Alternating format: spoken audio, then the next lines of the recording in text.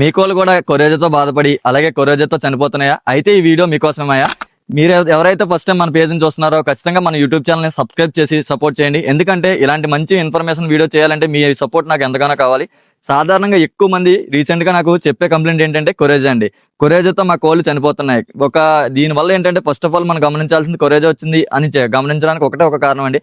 High temperature అలాగే కళ్ళ నుంచి నీరు రావడం, కళ్ళు ఎర్రగా మారడం.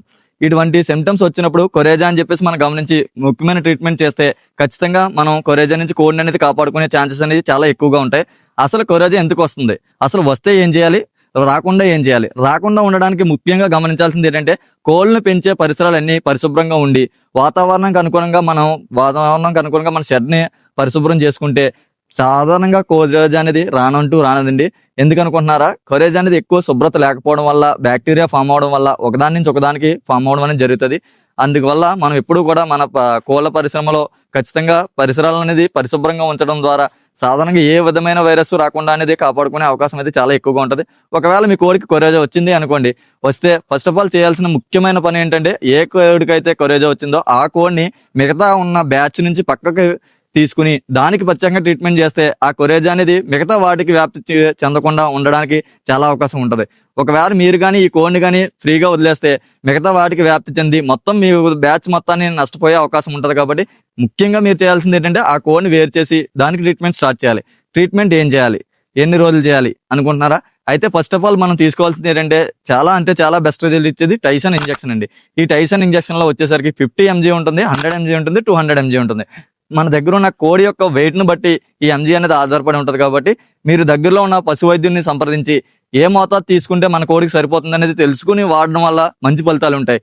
లేదంటే దుష్ఫలితాల వల్ల మీ కోడిని పూర్తిగా కోల్పోయే అవకాశం కూడా ఉన్నది. కాబట్టి ఖచ్చితంగా ఎటువంటి మెడిసిన్ వాడినా సరే మీ పశు వైద్యుని సంప్రదించి వారి అనుభవాన్ని మనం ఉపయోగించుకుంటే చాలా మంచి ఫలితాలు వస్తాయి.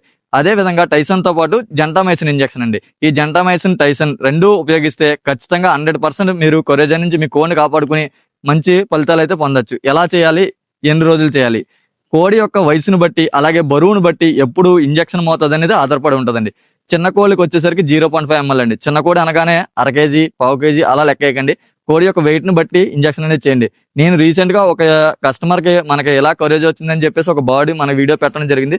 దాన్ని కూడా స్క్రీన్ పై నేను ఇస్తున్నాను చూడండి.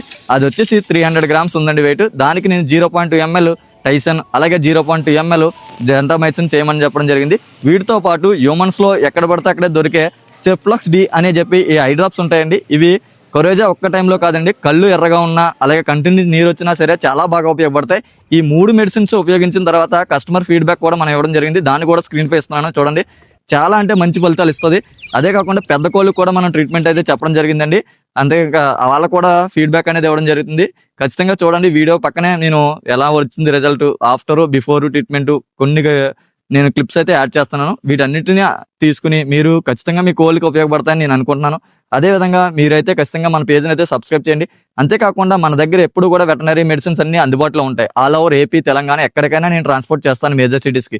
వీటితో పాటు ప్రస్తుతం వర్షాకాలం రావడం వల్ల ఒక ముఖ్యమైన వ్యాక్సిన్ కూడా ఉపయోగించాల్సి వస్తుంది. అదే పాలివ్యాక్స్ అండి. అటువంటి వ్యాక్సిన్లు కూడా మన దగ్గర అందుబాటులో ఉంటాయి. ఇవన్నీ చెప్పాను. మరి మన లొకేషన్ ఎక్కడో చెప్పలేదు కదా.